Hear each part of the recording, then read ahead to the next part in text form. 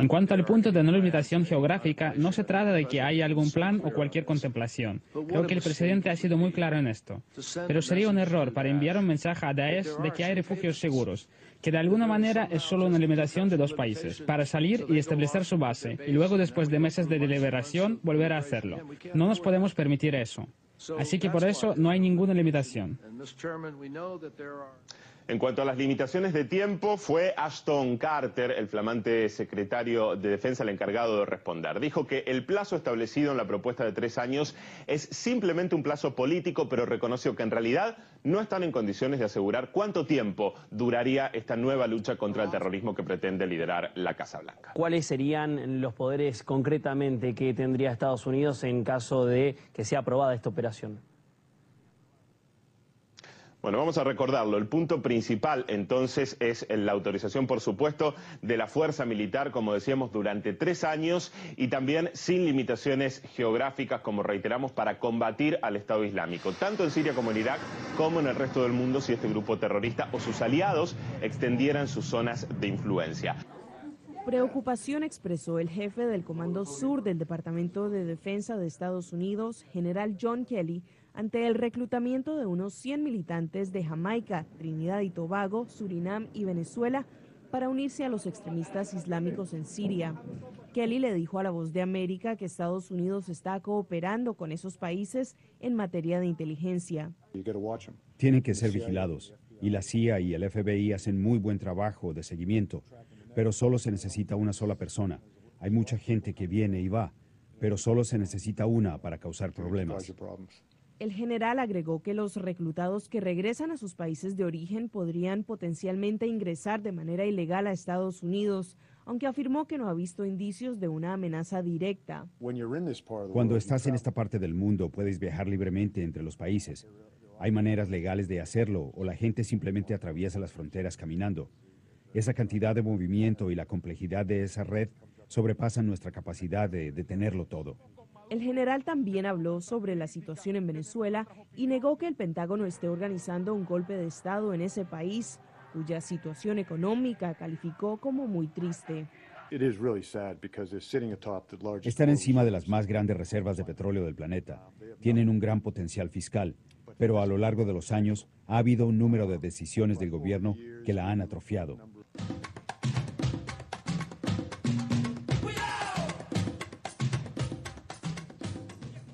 Fíjense, allí, ¿qué es lo que encontramos? Nos encontramos con 2 cosas que son sumamente graves. Primero, que esa petición al Congreso tiene como fondo un permiso innominado, es decir, pueden atacar en cualquier parte del mundo, donde ellos consideren, donde ellos monten un falso positivo. ¿Qué es un falso positivo? Lo mismo que hicieron, que hacía Uribe en Colombia. Es decir, por ejemplo, como lo que hizo Patricia Poleo, yo tengo ahí el video. No, que están enviando gente del PSUV para Palestina a entrenarse en campos terroristas. Eso es un falso positivo. Y lo que dice el señor, para que ustedes vean que el guión está bien puestecito, está bien hecho, lo que dice el señor John Kelly, el coronel John Kelly del Comando Sur, cuando él dice la posibilidad de un ataque personal de una sola persona que pueda pasar de Venezuela, después de haber sido entrenado, por supuesto, en campamentos terroristas, a Estados Unidos, a su tierra. Entonces ellos tienen que estar alerta. Vean ustedes lo terrible que sería el que se apruebe una ley de este tipo. Una ley dentro del Congreso. O sea, que en esa ley del Congreso le diga a Estados Unidos, le dé poder al presidente Obama de atacar donde quiera. Vean ustedes cómo sería eso. Bien, el presidente Nicolás Maduro felicitó a la Fuerza Armada Nacional Bolivariana a través de su cuenta Twitter. Felicito a la Fuerza Armada Nacional Bolivariana y al pueblo por los ejercicios conjuntos que hoy han realizado para garantizar la soberanía y la paz de nuestra patria. Y en otro Twitter puso unión cívico-militar para seguir teniendo patria y que nuestra tierra sagrada jamás sea tocada por bote imperial. ¡Que viva Venezuela, carajo! Eso es lo que lo colocó el presidente Nicolás Maduro. Y los movimientos fue en todo el país. Se hizo un trabajo muy, pero muy hermoso. Ahorita mismo acaba de llegar el presidente Nicolás Maduro. Ya lo estuvimos viendo. El presidente Nicolás Maduro fue recibido por el general en jefe Padrino López. Bien, ¿qué otra cosa? Petrocaribe. Vean ustedes la importancia que tiene Petrocaribe para el imperialismo norteamericano. ¿Qué importancia tiene Latinoamérica? ¿Qué importancia tiene para que ellos sigan conspirando en contra de Latinoamérica? Pues la conspiración contra Venezuela no es más que la conspiración contra Latinoamérica, contra todos los pueblos que están liberándose y que están en este momento rebeldes. Entre estos cinco datos sobre las nuevas sanciones contra funcionarios en Venezuela, dice que este fin de semana se realizó en Caracas la 9ª cumbre extraordinaria de la Alianza Unión de Petróleo del Caribe, Petrocaribe. En la reunión se acordaron 2 puntos claves para el fortalecimiento de la integración en la región: la creación de la zona económica comercial y la aprobación del Fondo de Inversiones Petrocaribe, ALBA. Es decir, Petrocaribe ha estado en el centro de la disputa. La respuesta política contra la cumbre energética del Caribe que promovió el vicepresidente norteamericano Joe Biden, en la que auguró el fin de Petrocaribe. Y no es nada, que al final de lo que se trata, de lo que hablan ellos, es de que al final haya una diáspora, pues es decir, toda la gente yéndose. Eso les preocupa a ellos. Ellos la provocan, pero al final ellos quieren que esa provocación nos llegue hasta acá. O sea, que nosotros, que toda Latinoamérica se caiga. Y por supuesto ellos tomen control sobre los recursos. Tomen control sobre los recursos y tomen control sobre lo que es en sí, lo que ellos quieren, a través de sus falsos positivos, a través de todo lo que vienen haciendo. Bien, tendremos chance porque creo que el presidente Nicolás Maduro, dice, guerra psicológica. Aquí hay una guerra psicológica que, lo tenemos ya, lo tenemos en pantalla. Pero está ya listo el presidente Nicolás Maduro. Buenas noches. ¿Cómo está, presidente? No, están ahora mismo están empezando la reunión. Ok. Está en este momento comenzando una reunión con el presidente Nicolás Maduro, el alto mando. Están creo que cantando el himno, si no me equivoco. Exacto. ¿Ven? Dice, en la reunión de delegados de UNASUR con representantes de la oposición venezolana realizada en Caracas la semana pasada, fue un encuentro positivo según Aldo Giordano, representante del Vaticano Julio Borges, Henry Falcón y posteriormente con el presidente Nicolás Maduro. Con la mediación de UNASUR se comenzaba a sentar las bases de un nuevo diálogo político. En el fondo está presente el desmantelamiento de un golpe, Operación Jericó y la vinculación de una serie de actores políticos y militares, el repliegue político de los partidos involucrados en el golpe. Estados Unidos juega pesado por la salida no política, diga lo que diga. La 7ª Cumbre de las Américas, que se llevará a cabo entre el 10 y el 11 de abril de este año en Panamá, será la punta de lanza en la cual el gobierno de los Estados Unidos dará nuevo contenido de su papel en América Latina. Cuba ya no es el enemigo público número 1, sino Venezuela. Y hay un artículo que sería muy bueno que lo leyeran en Argenpress. El golpe continuo contra Venezuela reactiva el tercer frente de guerra imperial dirigido a China y a Rusia. De Gustavo R., en especial para Argenpress.info.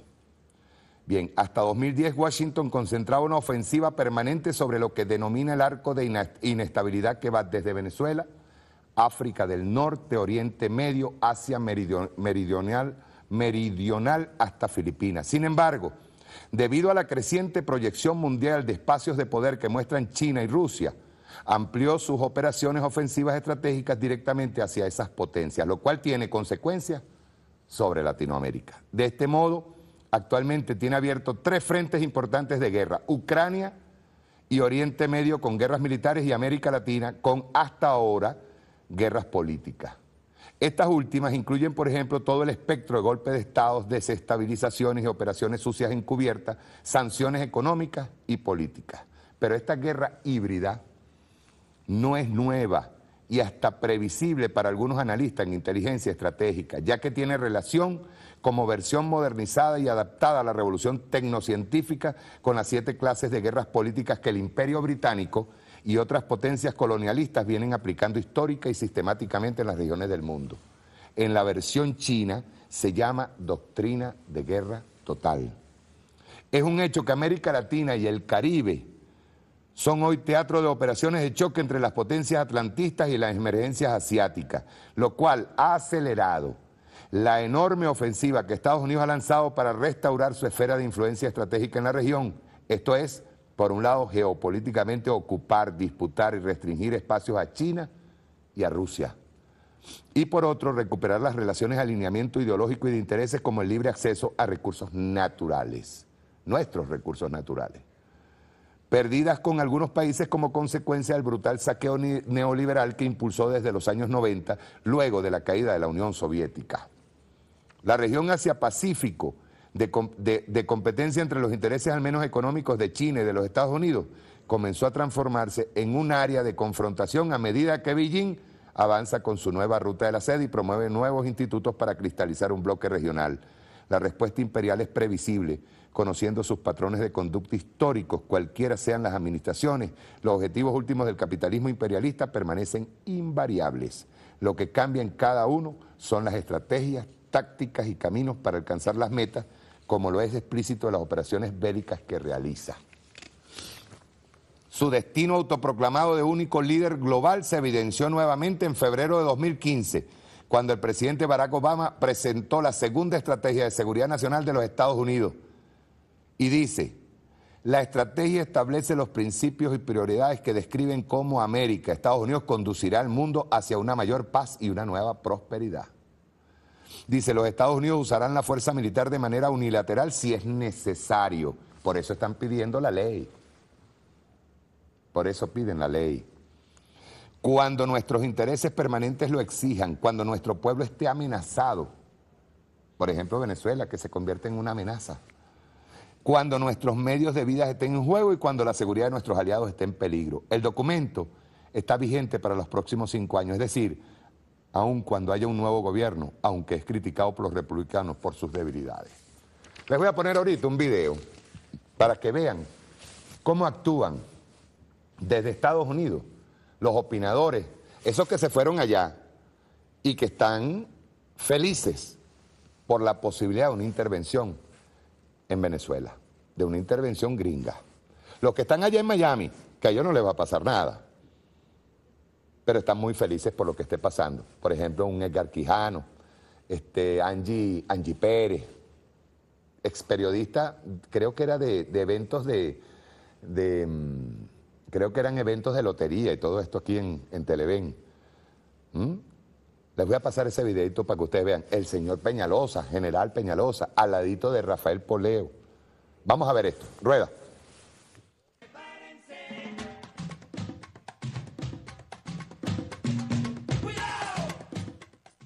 Mira, yo creo que definitivamente se le acabó la cabulla a Maduro.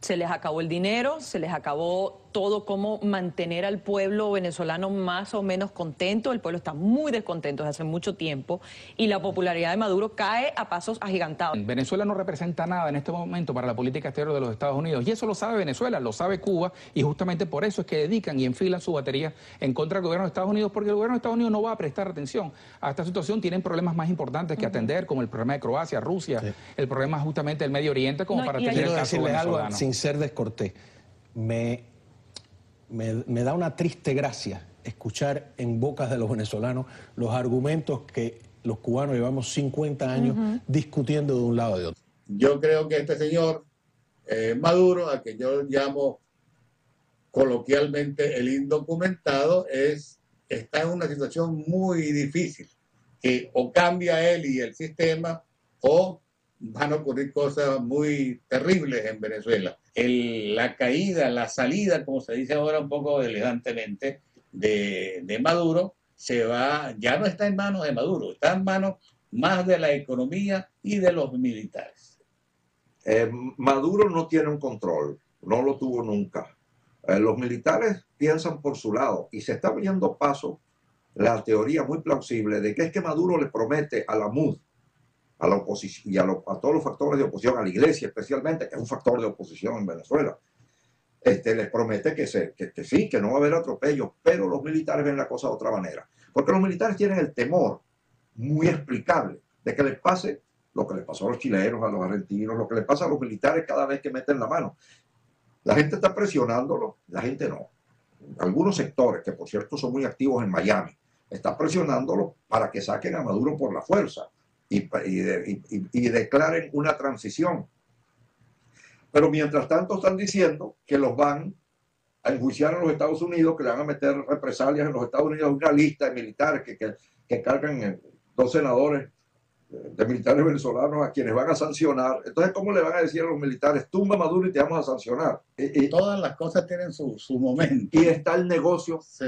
Está el negocio por detrás. Un momento, en política no hay idealismo, se lo dice al que ha sido político, diputado, senador, secretario político nacional del partido de gobierno, amigo o enemigo íntimo de todos los presidentes. En política no hay sino negocios, porque esa es nuestra cultura occidental actual. Las embajadas de Venezuela y los consulados de Venezuela funcionan como oficinas de promoción, de sustento del proyecto político de ellos en el mundo. Ese cuento que nosotros tenemos representación diplomática, nosotros no, ahí se emiten pasaportes para mantener la fachada. En realidad, esas estructuras están puestas para financiar candidatos políticos, para financiar manifestaciones, problemas, disturbios en otros países. Bien. Como parte de un proceso de descomposición del modelo actual de democracia que tenemos y la imposición del modelo neototalitario.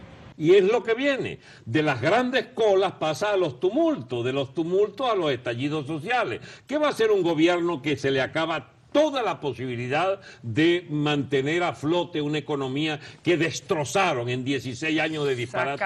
Sacar a la tropa a la calle. Cuéntame, ¿por qué tú consideras que en este momento el presidente Obama menciona la palabra inusual y extraordinaria amenaza para la seguridad de Estados Unidos? ¿Por qué?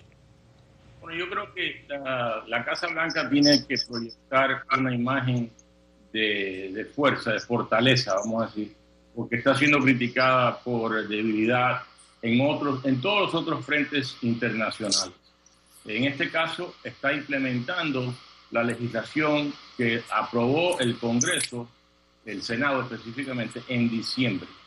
Recordar que la administración estaba en contra de esa legislación por muchos meses, hasta que después de las elecciones ya se rindieron básicamente. Yo creo que hay que aplaudir, primero, hay que aplaudir lo que ha hecho el presidente, pero desafortunadamente, como las otras cosas que hace la administración, a veces no tienen mucho sentido.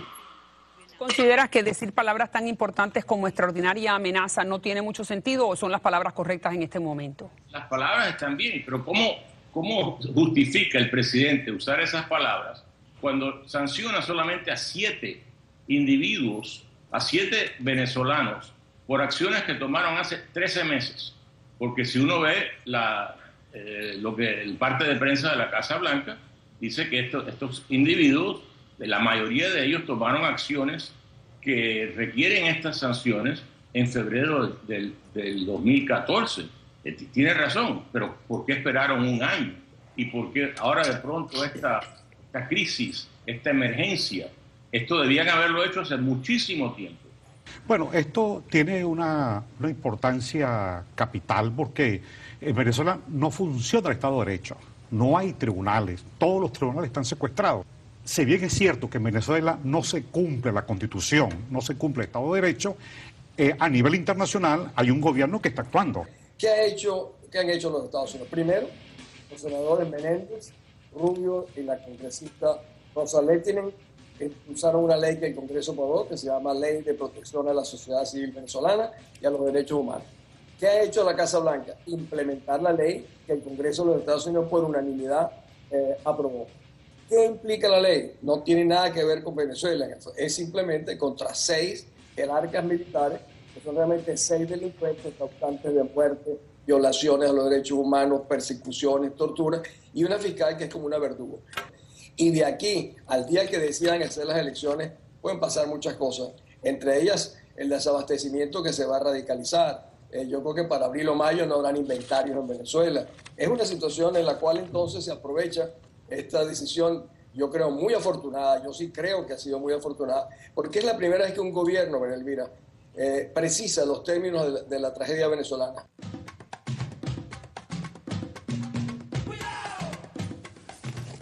Fíjense, vean, vamos a ponerla bajo este punto de vista. Ellos entendieron que luego de la movilización popular se equivocaron. ¿Y a quiénes ponen a opinar? A los mismos. A los mismos. Pero vean que la opinión siempre es igual entre los voceros de la Casa Blanca y los adláteres, los lacayos que están allá en Miami, los que están escondiditos allá. No, esa fue una medida contra 7 funcionarios nada más. No, eso no es contra el pueblo. Ustedes recuerdan que uno de los primeros que declaró que incluso lo corrieron como etiqueta, quiero que lo recuerden, la etiqueta fue que no era con el país, era con el gobierno. Vamos a conectar con el presidente Nicolás Maduro. Buenas noches, ¿cómo está, presidente? Da la orden de una vez. Ahí están. ¿Cómo está? Buenas noches, presidente, ¿cómo está usted? Seguramente me están dando el pase ya, ¿verdad? Bueno, buenas noches a toda nuestra patria. Gracias por el pase que nos han dado Mario Silva, su programa La Hojilla. Estamos en el Comando Estratégico Operacional de nuestra Fuerza Armada Nacional Bolivariana. Son las 8:05.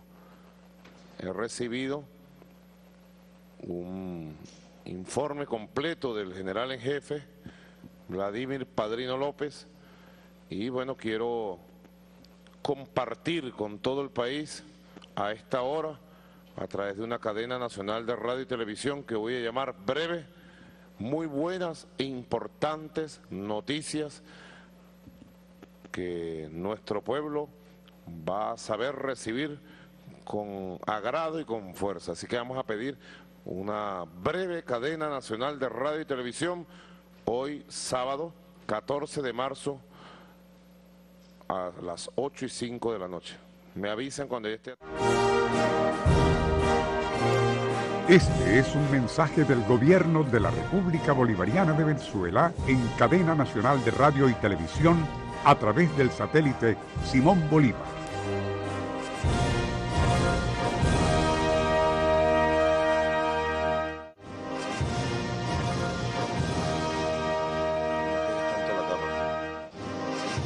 Buenas noches a toda Venezuela, estamos aquí en la Comandancia Estratégica Operacional de nuestra Fuerza Armada Nacional Bolivariana, trayendo el saludo, el amor de todo el pueblo de Venezuela.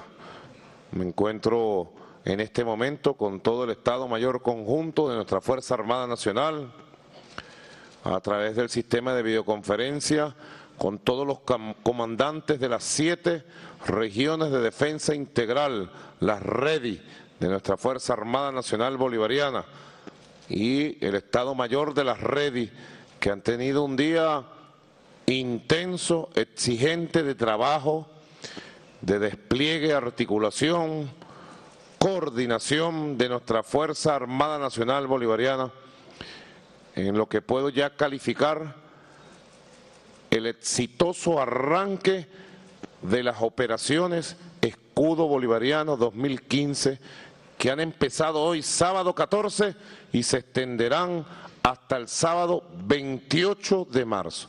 2 semanas de despliegue de toda la capacidad defensiva de la patria en el nuevo concepto militar del pensamiento bolivariano genuino, nacional, nacionalista, patriótico, que viene de la raíz, como saben ustedes, gloriosa de la historia patria.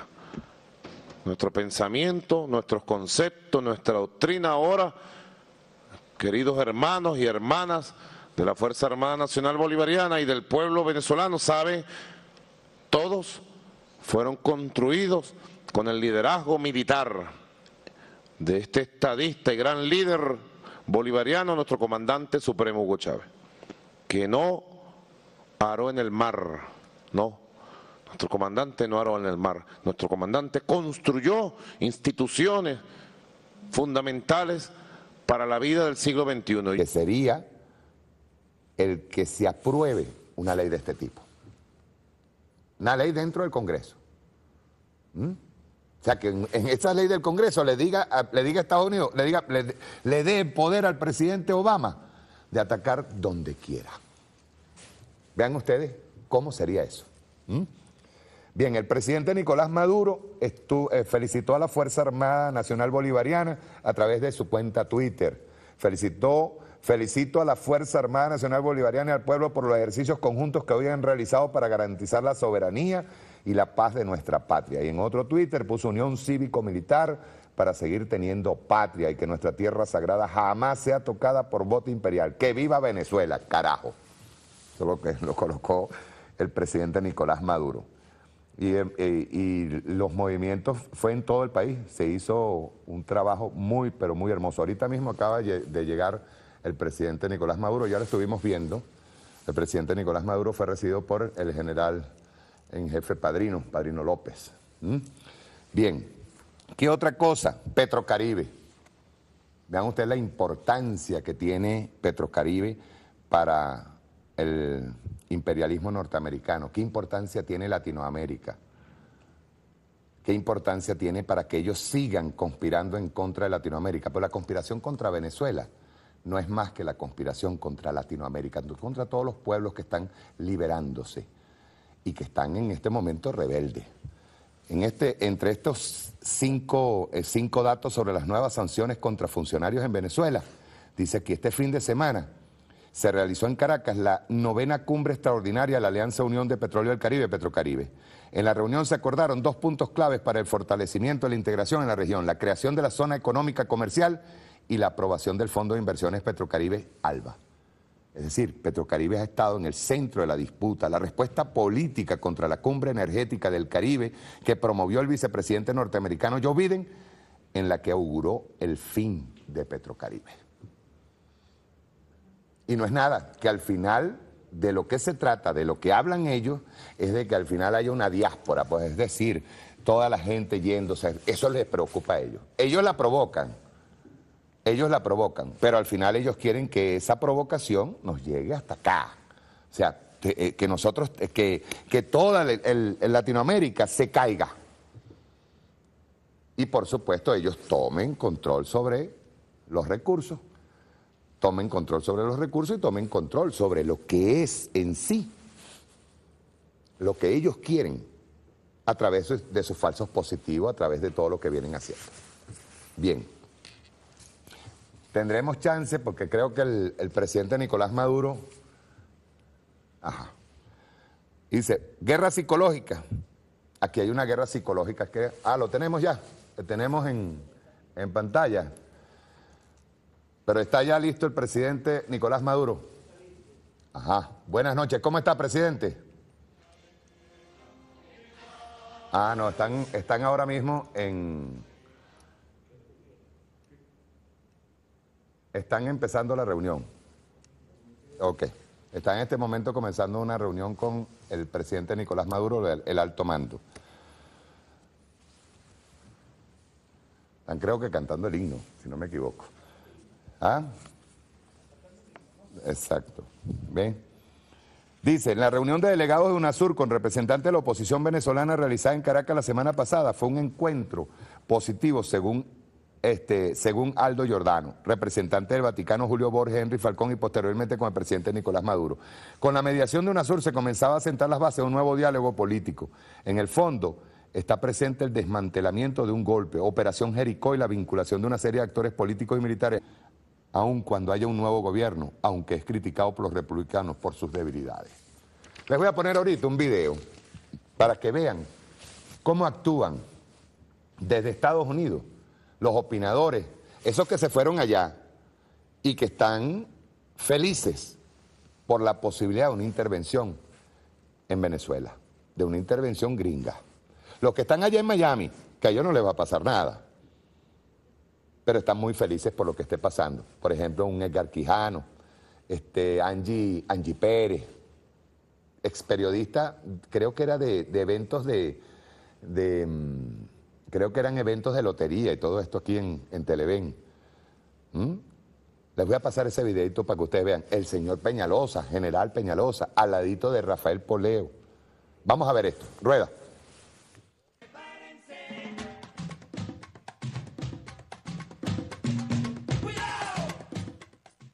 Mira, yo creo que definitivamente se le acabó la cabulla a Maduro. Se les acabó el dinero, se les acabó todo cómo mantener al pueblo venezolano más o menos contento. El pueblo está muy descontento desde hace mucho tiempo y la popularidad de Maduro cae a pasos agigantados. Venezuela no representa nada en este momento para la política exterior de los Estados Unidos y eso lo sabe Venezuela, lo sabe Cuba y justamente por eso es que dedican y enfilan su batería en contra del gobierno de Estados Unidos porque el gobierno de Estados Unidos no va a prestar atención a esta situación. Tienen problemas más importantes que atender como el problema de Croacia, Rusia, el problema justamente del Medio Oriente como para atender el caso venezolano. Algo, sin ser descortés, me da una triste gracia escuchar en bocas de los venezolanos los argumentos que los cubanos llevamos 50 años discutiendo de un lado de otro. Yo creo que este señor Maduro, a que yo llamo coloquialmente el indocumentado, está en una situación muy difícil, que o cambia él y el sistema o van a ocurrir cosas muy terribles en Venezuela. La caída, la salida, como se dice ahora un poco elegantemente, de Maduro, ya no está en manos de Maduro, está en manos más de la economía y de los militares. Maduro no tiene un control, no lo tuvo nunca. Los militares piensan por su lado y se está abriendo paso la teoría muy plausible de que es que Maduro le promete a la MUD, a la oposición y a todos los factores de oposición, a la iglesia especialmente, que es un factor de oposición en Venezuela, les promete que sí, que no va a haber atropellos, pero los militares ven la cosa de otra manera. Porque los militares tienen el temor muy explicable de que les pase lo que les pasó a los chilenos, a los argentinos, lo que les pasa a los militares cada vez que meten la mano. La gente está presionándolo, la gente no. Algunos sectores, que por cierto son muy activos en Miami, están presionándolo para que saquen a Maduro por la fuerza y declaren una transición. Pero mientras tanto están diciendo que los van a enjuiciar en los Estados Unidos, que le van a meter represalias en los Estados Unidos, una lista de militares que cargan 2 senadores de militares venezolanos a quienes van a sancionar. Entonces, ¿cómo le van a decir a los militares, tumba Maduro y te vamos a sancionar? Todas las cosas tienen su momento. Y está el negocio, está el negocio por detrás. Un momento, en política no hay idealismo. Se lo dice al que ha sido político, diputado, senador, secretario político nacional del partido de gobierno, amigo o enemigo íntimo de todos los presidentes. En política no hay sino negocios, porque esa es nuestra cultura occidental actual. Las embajadas de Venezuela y los consulados de Venezuela funcionan como oficinas de promoción, de sustento del proyecto político de ellos en el mundo. Ese cuento que nosotros tenemos representación diplomática, nosotros no, ahí se emiten pasaportes para mantener la fachada. En realidad, esas estructuras están puestas para financiar candidatos políticos, para financiar manifestaciones, problemas, disturbios en otros países, como parte de un proceso de descomposición del modelo actual de democracia que tenemos y la imposición del modelo neototalitario. Y es lo que viene de las...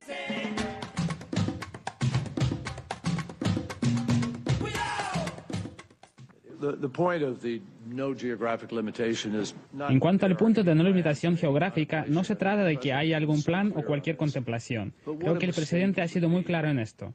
Pero sería un error para enviar un mensaje a Daesh de que hay refugios seguros, que de alguna manera es solo una limitación de 2 países, para salir y establecer su base, y luego después de meses de deliberación volver a hacerlo. No nos podemos permitir eso. Así que por eso no hay ninguna limitación. En cuanto a las limitaciones de tiempo, fue Ashton Carter, el flamante secretario de Defensa, el encargado de responder. Dijo que el plazo establecido en la propuesta de 3 años es simplemente un plazo político, pero reconoció que en realidad no están en condiciones de asegurar cuánto tiempo duraría esta nueva lucha contra el terrorismo que pretende liderar la Casa Blanca. ¿Cuáles serían los poderes concretamente que tendría Estados Unidos en caso de que sea aprobada esta operación? Bueno, vamos a recordarlo. El punto principal, entonces, es la autorización, por supuesto, de la fuerza militar, como decíamos, durante 3 años y también sin limitaciones geográficas, como reiteramos, para combatir al Estado Islámico, tanto en Siria como en Irak, como en el resto del mundo, si este grupo terrorista o sus aliados extendieran sus zonas de influencia. Preocupación expresó el jefe del Comando Sur del Departamento de Defensa de Estados Unidos, general John Kelly, ante el reclutamiento de unos 100 militantes de Jamaica, Trinidad y Tobago, Surinam y Venezuela para unirse a los extremistas islámicos en Siria. Kelly le dijo a La Voz de América que Estados Unidos está cooperando con esos países en materia de inteligencia. Tienen que ser vigilados, y la CIA y el FBI hacen muy buen trabajo de seguimiento, pero solo se necesita una sola persona. Hay mucha gente que viene y va, pero solo se necesita una para causar problemas. El general agregó que los reclutados que regresan a sus países de origen podrían potencialmente ingresar de manera ilegal a Estados Unidos, aunque afirmó que no ha visto indicios de una amenaza directa. Cuando estás en esta parte del mundo, puedes viajar libremente entre los países. Hay maneras legales de hacerlo, o la gente simplemente atraviesa las fronteras caminando. Esa cantidad de movimiento y la complejidad de esa red sobrepasan nuestra capacidad de detenerlo todo. El general también habló sobre la situación en Venezuela y negó que el Pentágono esté organizando un golpe de Estado en ese país, cuya situación económica calificó como muy triste. Están encima de las más grandes reservas de petróleo del planeta. Tienen un gran potencial fiscal, pero a lo largo de los años ha habido un número de decisiones del gobierno que la han atrofiado.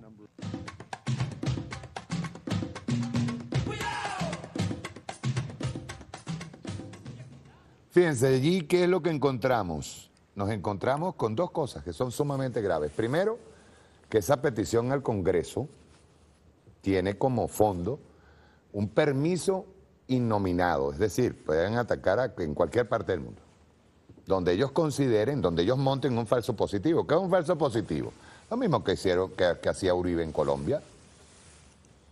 Es decir, por ejemplo, como lo que hizo Patricia Poleo, yo tengo ahí el video.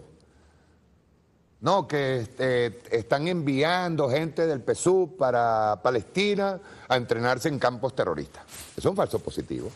Y lo que dice el señor, para que ustedes vean que el guión está bien puestecito, está bien hecho, lo que dice el señor John Kelly, el coronel John Kelly del Comando Sur, cuando él dice la posibilidad de un ataque personal, de una sola persona que pueda pasar de Venezuela, después de haber sido entrenado, por supuesto, en campamentos terroristas, a Estados Unidos, a su tierra. Entonces ellos tienen que estar alerta. Vean ustedes lo terrible.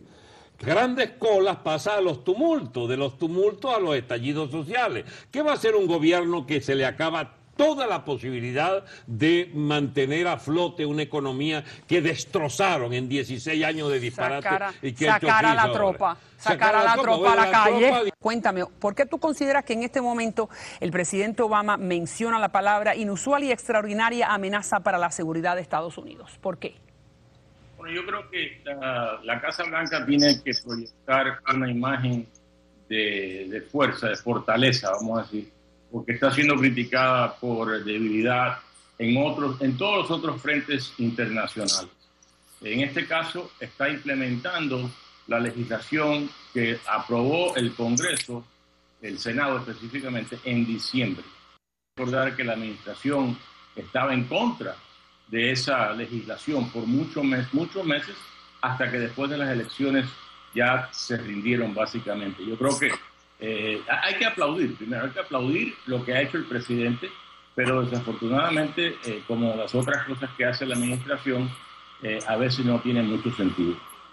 ¿Consideras que decir palabras tan importantes como extraordinaria amenaza no tiene mucho sentido o son las palabras correctas en este momento? Las palabras están bien, pero ¿cómo justifica el presidente usar esas palabras cuando sanciona solamente a 7 individuos, a 7 venezolanos, por acciones que tomaron hace 13 meses? Porque si uno ve lo que el parte de prensa de la Casa Blanca dice que estos individuos, la mayoría de ellos tomaron acciones que requieren estas sanciones en febrero del 2014. Tiene razón, pero ¿por qué esperaron un año? ¿Y por qué ahora de pronto esta crisis, esta emergencia? Esto debían haberlo hecho hace muchísimo tiempo. Bueno, esto tiene una importancia capital porque en Venezuela no funciona el Estado de Derecho, no hay tribunales, todos los tribunales están secuestrados.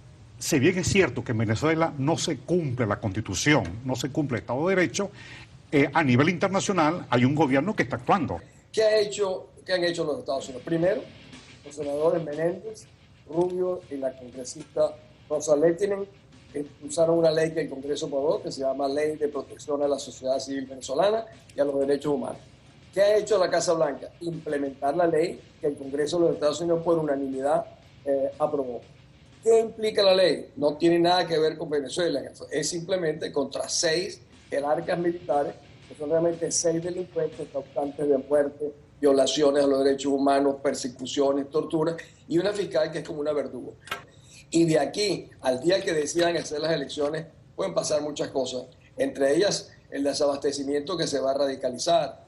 Yo creo que para abril o mayo no habrán inventarios en Venezuela. Es una situación en la cual entonces se aprovecha esta decisión, yo creo muy afortunada, yo sí creo que ha sido muy afortunada, porque es la primera vez que un gobierno, María Elvira, precisa los términos de la tragedia venezolana.